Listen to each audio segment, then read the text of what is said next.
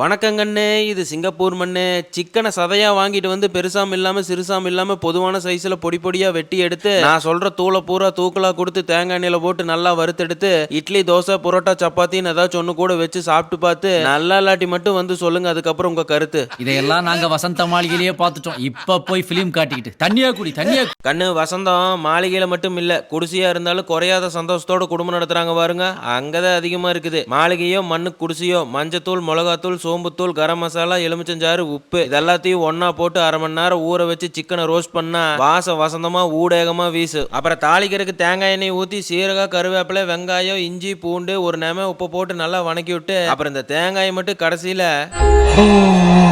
இப்ப அந்த எலிப்பல்ல பாத்தீங்கல்ல அதே மாதிரி கீத்த வெட்டி போட்டு சித்த நேரம் பொறுத்து நுணுக்குன மிளகு தூவி விட்டு கலக்கி எடுத்தா தரமான சிக்கன் ரோஸ்ட் ரெடி. இந்த சிக்கன் ரோஸ்ட் ஹோட்டல்ல ரொம்ப காஸ்ட், அதனால வீட்லயே செஞ்சு பாருங்க, நல்லா இருக்கு டேஸ்ட்.